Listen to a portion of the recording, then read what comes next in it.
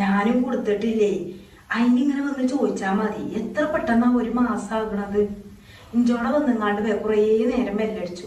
ഞാൻ എന്താട്ടി വാതില് പൂട്ടിങ്ങാണ്ട് ഉള്ളിലിരുന്നു. കുളിച്ചാണെന്ന് എന്തെങ്കിലും വിചാരിച്ചോട്ടെ വിചാരിച്ചു. ഞാൻ ജനലിന്റെ ഉള്ളിൽ കൂടെ കട്ടം മാറ്റി 37 വരുന്നത് കണ്ട്. ഞാൻ വേഗമാണ് ഉള്ളിൽ കയറി കുത്തിരുന്നത്. എന്താ ഇപ്പത്?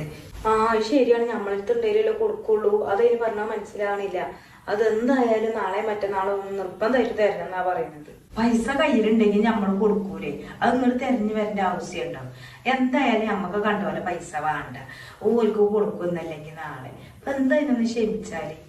അതിനാണെങ്കിലേ ഓരോന്ന് പറയാണ്ടാവും എപ്പോഴും.